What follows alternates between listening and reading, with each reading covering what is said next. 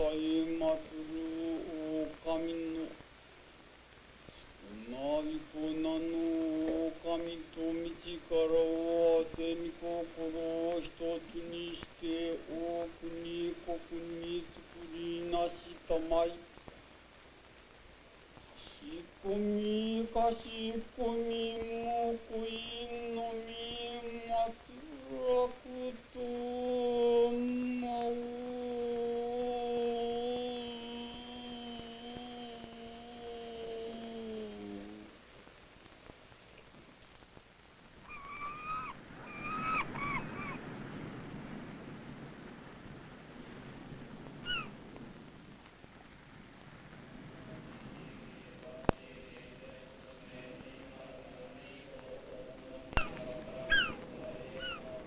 Before heaven and earth were produced, there was something which might be compared to a cloud floating over the sea.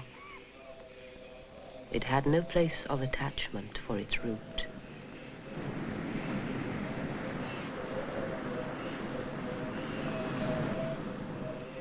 Izanagi and Izanami stood together on the floating bridge of heaven and held counsel together.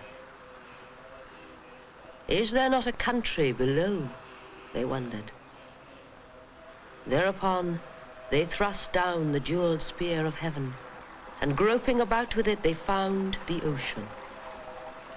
Drops of brine falling from the point of the spear hardened and became an island. The two deities descended and dwelt in this island, fashioning other islands in like manner. Izanagi and Izanami formed mountains on them.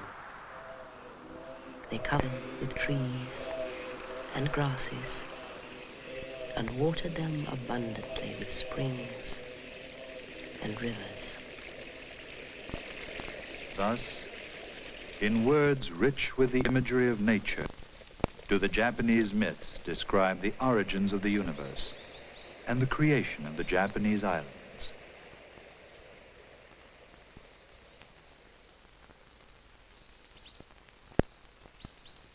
All that was of meaning and value in ancient Japan was in some way associated with the natural universe. In nature, the Japanese found spiritual exaltation, and their religious beliefs were derived from the unity and the perpetual freshness of the world. Nature was whole, it was clean, and it was inherently good. Sin in Japan was seen merely as impurity, and evil was interpreted as an interference with natural harmony, a violation of the natural order of things.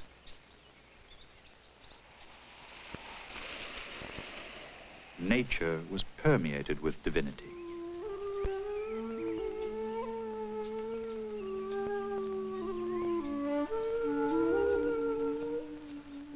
The ancient Japanese called the spirits guiding their lives kami, and sensing their presence everywhere, numbered 8 million of them.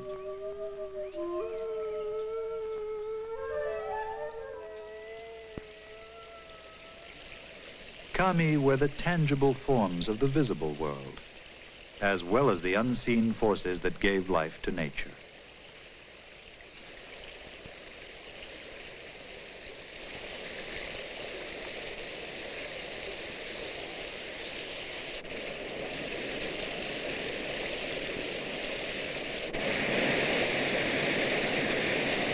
A towering waterfall was designated a kami, for it summoned forth a spontaneous awe and instinctive reverence.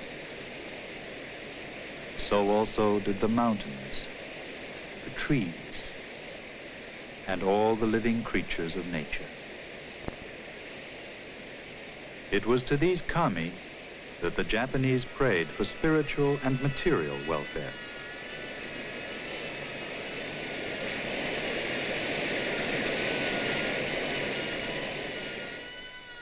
From this ethos developed what came to be called Shinto, or the way of the gods.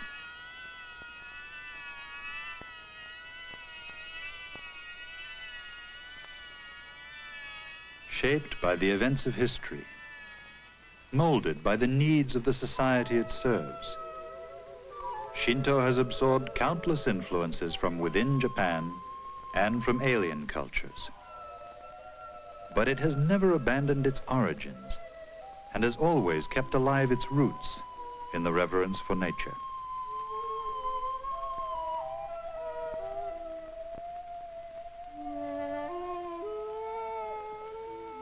Lofty beyond the mountains, bright in the rising sun, Mount Tachi, a god standing, as tells its sacred name, soars in majesty to heaven through thousandfold white clouds.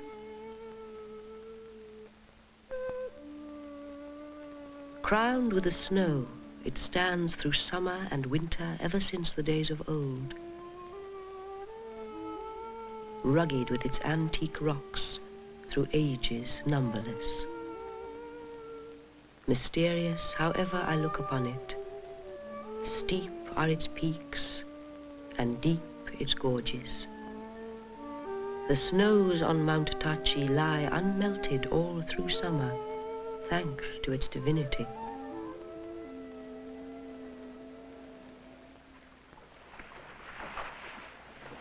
Another of the great nature deities is the island of Okinoshima in the Japan Sea, lying midway along the major trade route that has linked Japan and Korea since prehistory. The island rises out of the sea with a power and majesty that must have struck awe in the hearts of ancient seafarers sailing past on their perilous crossings to and from the Asian continent.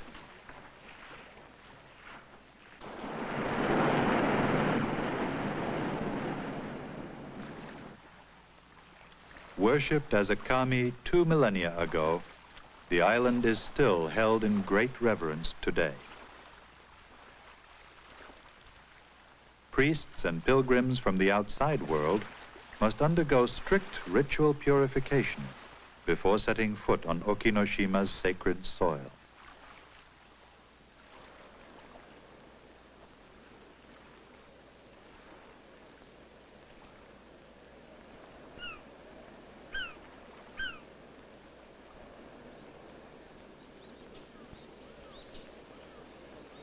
No one lives on Okinoshima except a single priest who tends its tiny shrine and ritual sites.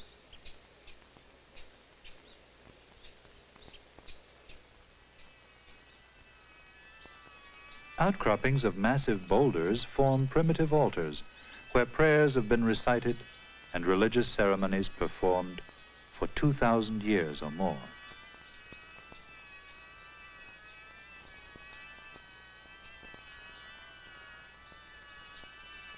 Around the bases of the great rock altars were deposited offerings to the island deity, left there by pilgrims praying for safe passage on their dangerous ocean voyages.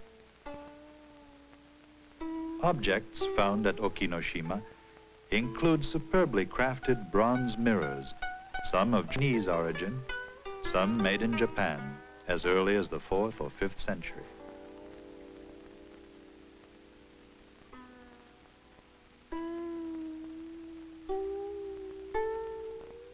The mirrors were hung as religious talismans around the ritual sites, and their back surfaces are covered with intricate patterns incorporating magical signs and mystical symbolism.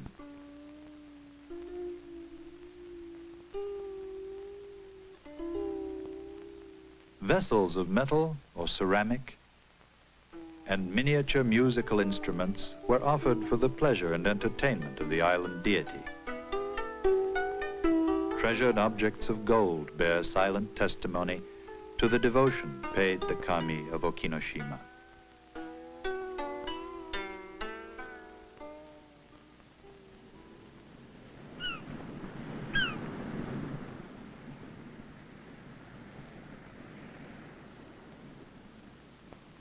Be fortunate and travel safe and sound. If you be pure and free from evils, then shall we meet once more. Thus do I lift up my prayers over and over again, as the waves roll 100-fold, 1,000-fold.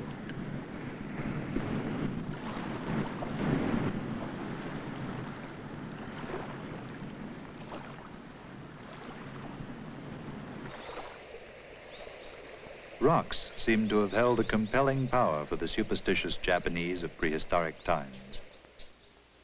At sites throughout the country, great boulders or unusual groupings of rocks were considered as kami, or as dwellings of the myriad spirits of nature.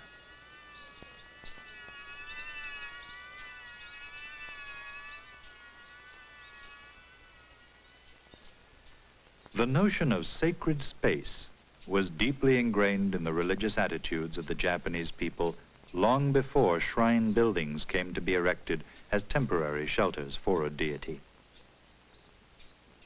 As in many other religious cultures, the need was felt to reserve and set apart certain holy sites as different in quality from their profane surroundings.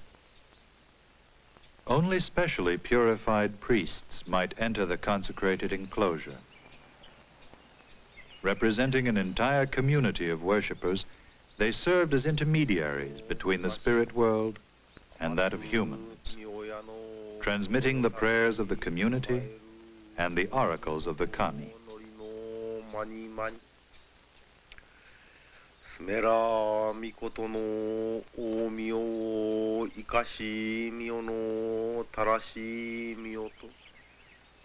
The presentation of food has always been an important ritual act in Shinto ceremonies. For in symbolically sharing a meal with the kami, priests and parishioners alike join in a moment of temporary union with the deity.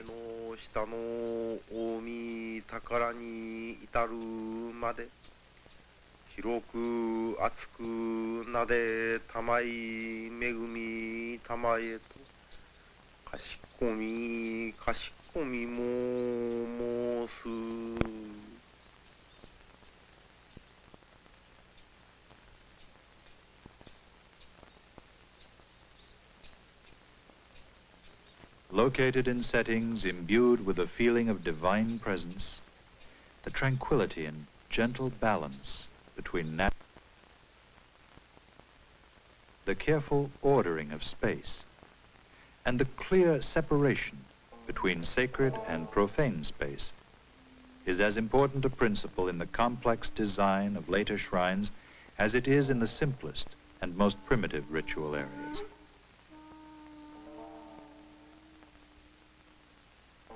Growing like living trees from the stones of these sacred spaces, the first Japanese shrines were erected to shelter the spirits of the kami. The earliest shrine buildings are thought to have been modeled after simple farmhouses and raised floor granaries.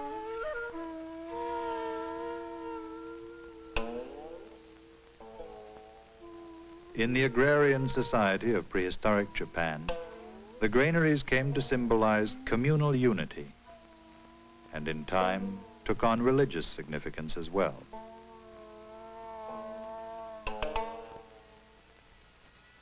At the grand shrines of Ise, the ancient prototypes have been preserved, and they offer modern man a living connection with the Japanese of antiquity. Built more than 1,400 years ago, the shrines at Ise remain today the most noble expression of Shinto ideals.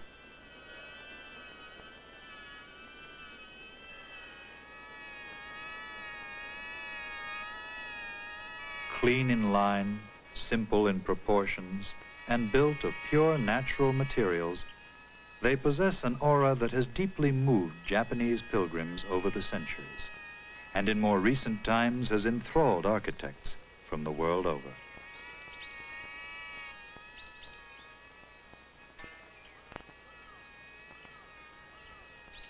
Ise is actually a complex of several shrines, all close in age and similar in layout. The most sacred shrine is dedicated to Amaterasu, deity of the sun, the supreme force of creativity and cosmic renewal. Another is consecrated to the god of grain cultivation and agricultural fertility. It is this kami that assures the production of rice, the staff of life throughout Japanese history. The materials of construction are drawn directly from nature, harmonizing perfectly with the form of the shrines. The wood is hinoki, or Japanese cypress, its surface left fresh and unpainted. The roofs are thatch, hardly different in form or construction from farmhouse roofs of 1,000 years ago, or from those of the present day.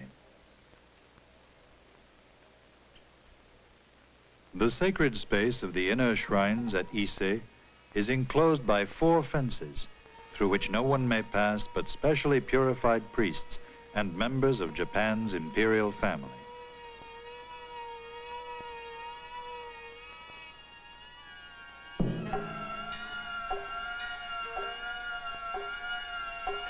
Ise is the imperial shrine, for the Japanese emperors have traditionally traced their lineage back to Amaterasu, the sun deity enshrined there. To their sacred ancestor must be announced all great events of history and affairs of state. Here, a young prince, grandson of the ruling emperor, has journeyed to Ise to proclaim his coming of age. Although the court has always been located elsewhere, emperors throughout Japanese history returned on regular pilgrimages to Ise to offer prayers on behalf of the nation and to seek the counsel of their ancestral gods.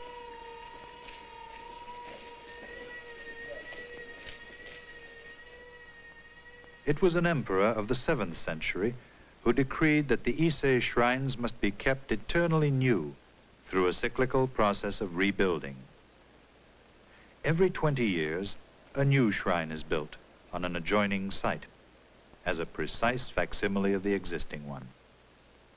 When the new shrine is completed, the old buildings are removed to lay open an empty area that will await the next reconstruction 20 years hence. Thus, the newness and the freshness of these sacred buildings have been preserved for more than 1,000 years. The construction process uses ancient techniques and follows closely the diagrams and architectural plans carefully preserved in documents that date from the very origins of the shrine. Few nails are used in the construction of the shrines. Instead, the buildings are assembled like fine cabinets.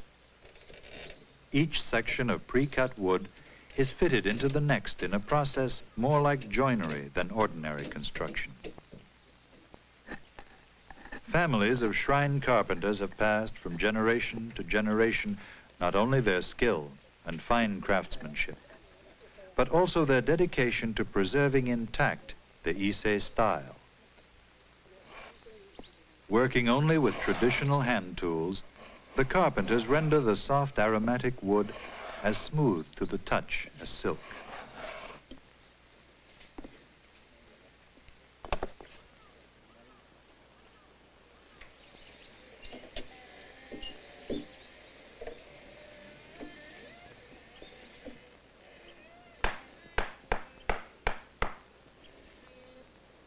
At Ise, permanence and renewal express no contradiction. The 2 words come to mean the same thing.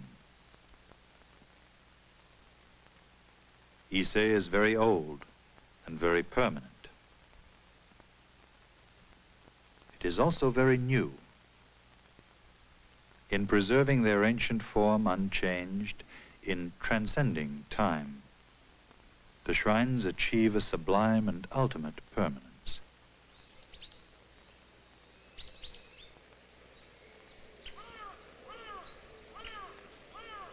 Morning is the worshiping time. It is the time when man is drawn to his gods. At Ise and at every shrine throughout the land, the emergence out of darkness is celebrated in a quiet ritual that is as enduring as Shinto itself. Practical and artless in its regular daily repetition, the ceremony marks the renewal of the day and the awakening of nature.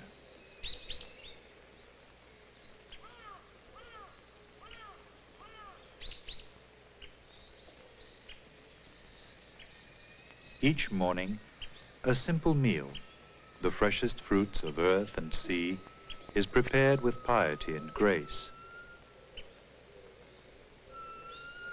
In every grain of rice and every leafy vegetable are bound up the communal sentiments of the people of the land.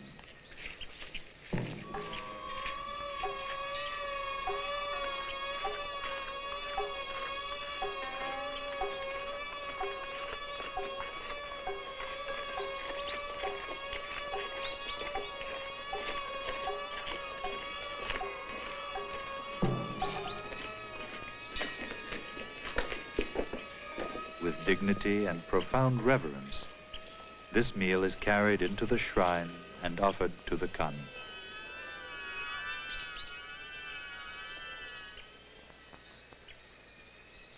At Ise dwell the countless deities that have for centuries inspired and protected the Japanese people.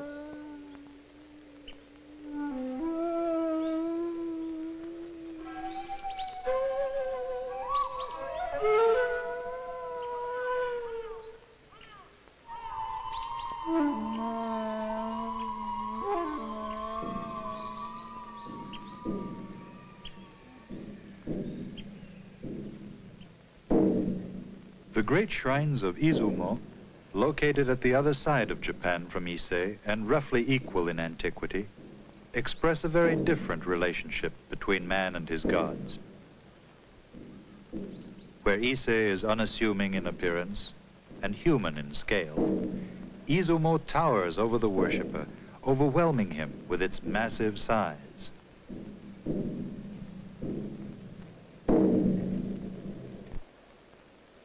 Chronicles written in the 8th century refer repeatedly to the shrine as a great heavenly palace, its pillars firmly rooted in the bedrock below, and its crossbeams raised so high as to pierce the clouds of the high fields of heaven. Izumo was clearly designed for a deity of the greatest power. Its colossal roof of cedar bark shingles weighs heavily on the stout pillars and walls. And the stairways rise so steeply that human feet cannot climb them with ease. The Izumo shrine has been restored and rebuilt several times over the centuries, although not at regular intervals as at Ise. The present buildings date from 1744, and they incorporate numerous changes from the form of the original shrine.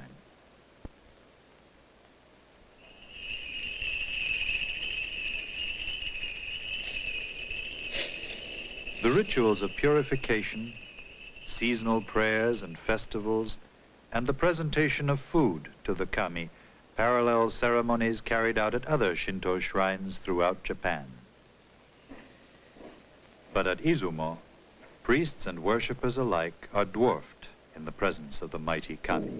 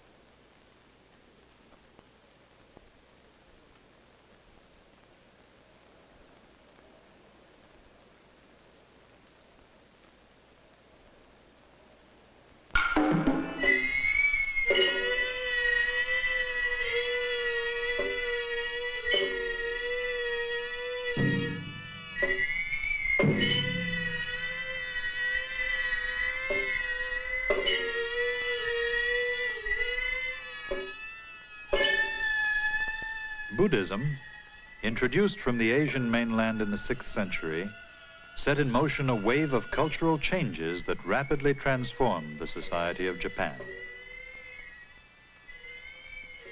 Not only did Buddhism offer a radically different way of conceiving man's role in the universe, but it also served as the vehicle for carrying to Japan the splendors of the high civilization of China. The richness and variety of Chinese culture dazzled the Japanese of the time. It was not long before the simple forms of pre-Buddhist Japanese culture were shed in favor of the highly sophisticated arts of China and the continent. Acquiring the skills of craftsmen imported from China and Korea, Japanese carpenters quickly mastered the complex architectural techniques that enabled them to build shrines and palaces in the Chinese style. In color and texture, the ancient preference for plain, unfinished wood was replaced by a tendency to paint shrine buildings a bright vermilion to make them even more splendid as homes for the kami. And the severity of primitive roof forms was abandoned in favor of elaborate designs of gracefully sweeping curves and increased ornamentation.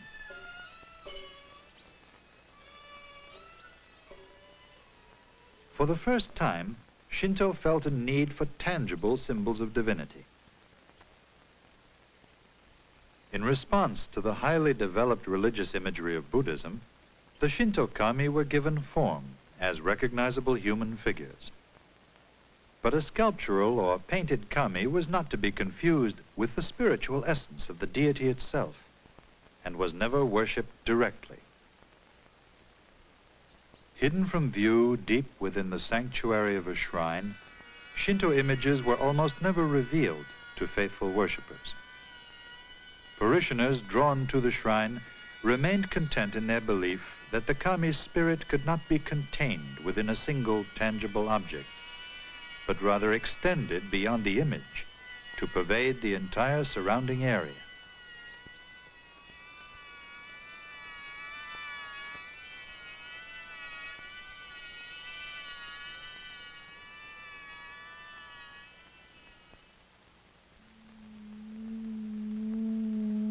Unlike Buddhist figures, statues of Shinto deities rarely bear the iconographic attributes that might identify them as objects of religious attention.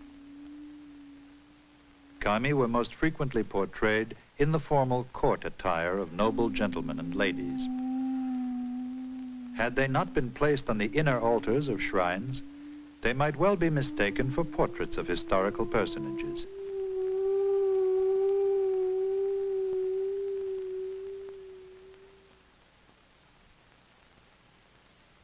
Wood was the material for which Japanese sculptors felt the greatest affinity. In carving Shinto statuary, they treated wood with all the reverence of a people who had always found sanctity in the great trees of nature. The tree continues to live within the sculpted human figure.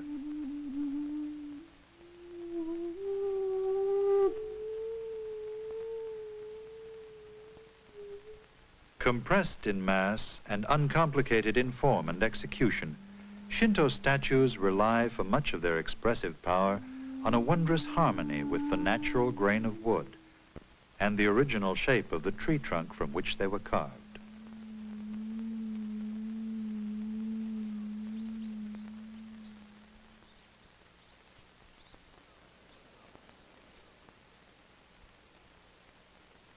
In Japan, Shinto and Buddhism have never been considered separate and mutually exclusive religions, but rather as two interpretations of a single reality. Theories arose to unify and equate them, and it became an important function of religious the gods in their Buddhist incarnations along the upper row, while their Shinto counterparts are assembled below.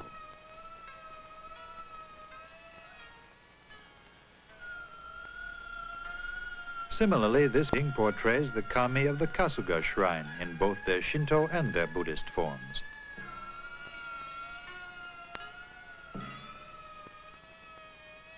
The Shinto deities are depicted as familiar human figures of noble character and superior personality. Each is different in dress and facial expression. Floating above each kami is his Buddhist equivalent, seated in meditation upon a lotus throne. Detached in appearance and closely similar in features, the universal Buddhist saints have transcended the world of men.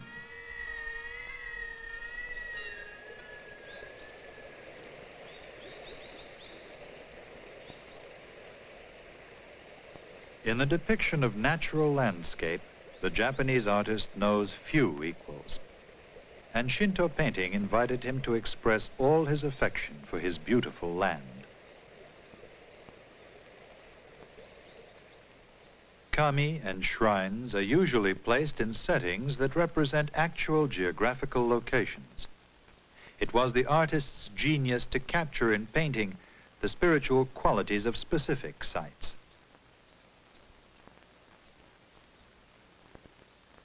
This painting portrays the various deities associated with the mountains and sacred sites of the Kumano region.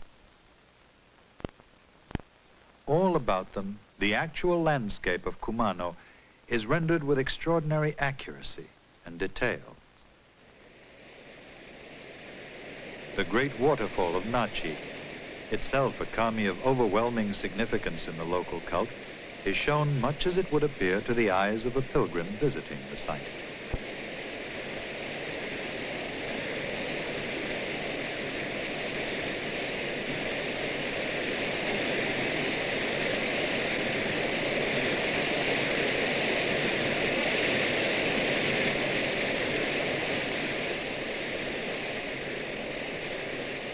Standing at the bottom of the painted waterfall is the Buddhist divinity usually identified with the kami of the Nachi Falls. Like the many streams of the sacred waterfall, the Bodhisattva Kannon dispenses benevolence through its 1,000 arms.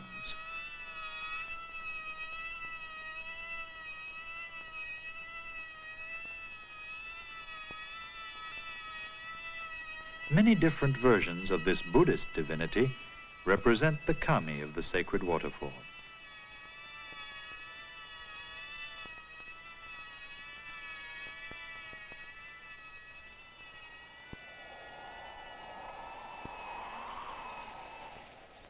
While Buddhist mandala paintings serve as idealized diagrams of the entire universe, Shinto mandalas depict actual shrines in actual locations, rendering them as recognizable as a map or an aerial photograph.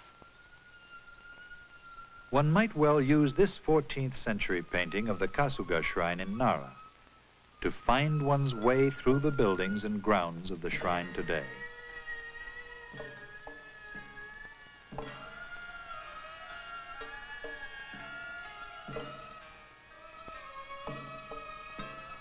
In the painting, the buildings are only an inch or two high, but nearly every structure in the entire Kasuga complex is shown in careful detail.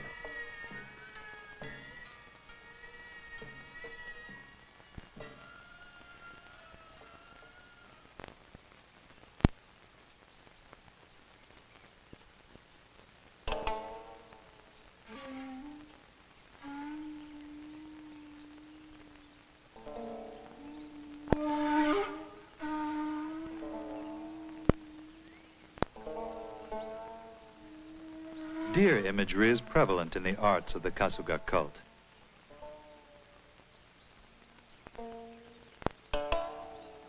Perhaps this is because wild deer have always roamed freely through the forests and hills where the shrine is located. Or perhaps because the legendary kami who founded Kasuga are said to have ridden mythical deer when they journeyed to Nara from their original homes far to the north.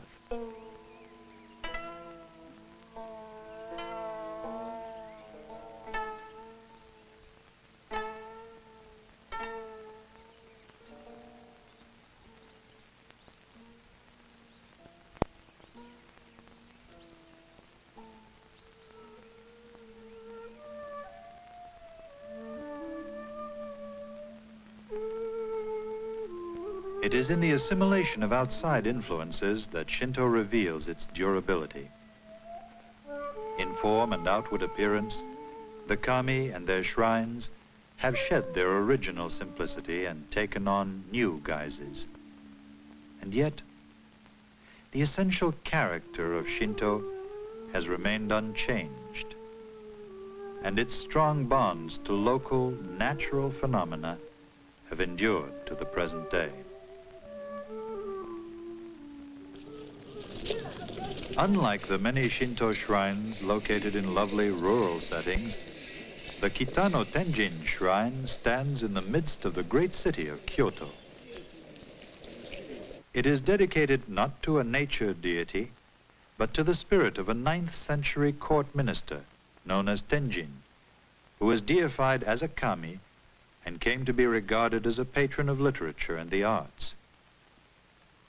Tenjin's brilliant career at court was cut short by political intrigues, unjust accusations against him, banishment, and a tragic death in exile, far from his beloved city of Kyoto.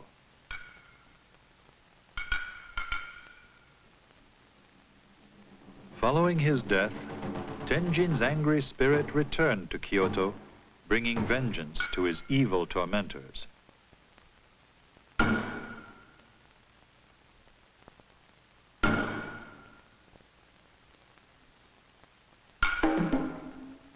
Pestilence and calamities ravaged the entire city until the spirit was appeased, and the Kitano shrine dedicated to him.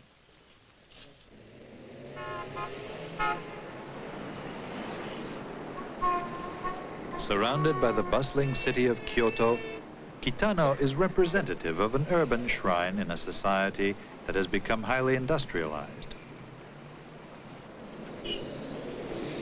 It is the center of many community activities and is the site of colorful festivals and bazaars.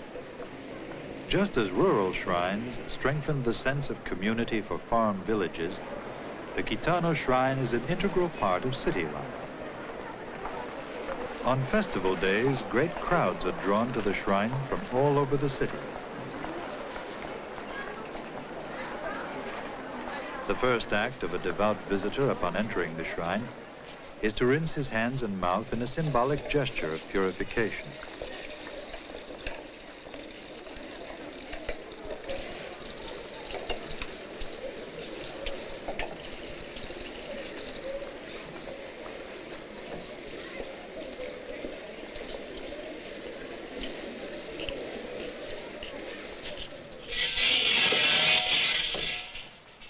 Then, approaching the main shrine building, he summons the attention of the kami.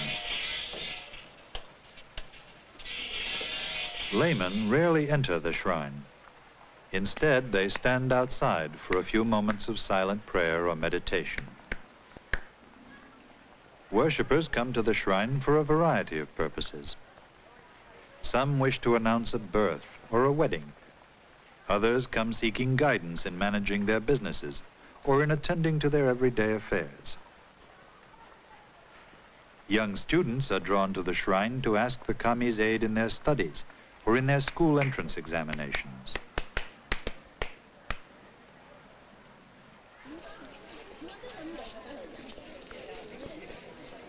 But most come with simple prayers for good health and prosperity.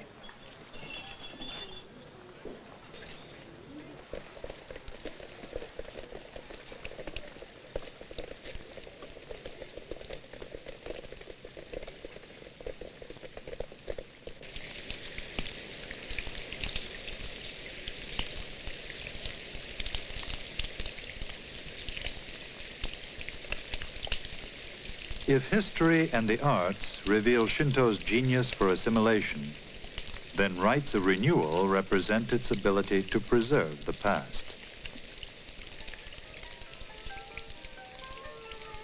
Through the centuries, Shinto has survived, renewing itself like the seasons of every passing year. Since the Japanese first began to pray to the kami, Shinto has been closely linked to the rice cycle.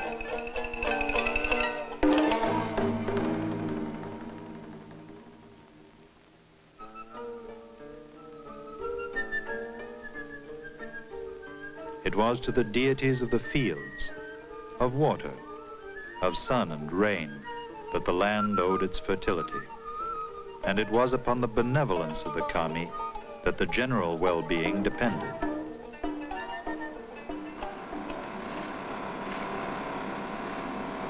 At every point in the year-long agricultural cycle, prayers and offerings are dedicated to local kami, and thanksgiving rites held to invoke their continued favor and goodwill.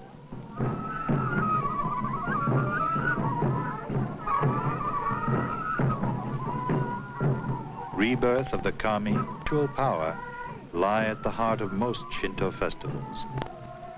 The festivals are happy affairs in which the relationship between farm community and kami is symbolically renewed in fields and villages.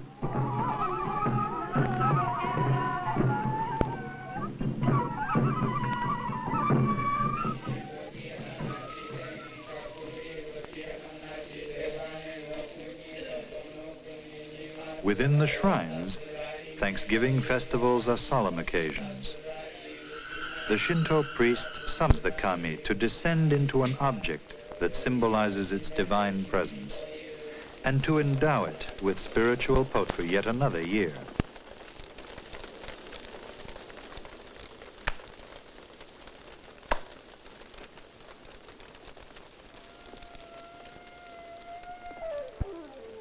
Thus has Shinto survived. With the passing of the seasons each year, with the rising of the sun each day, is the timeless relationship of nature, gods, and men, eternally renewed.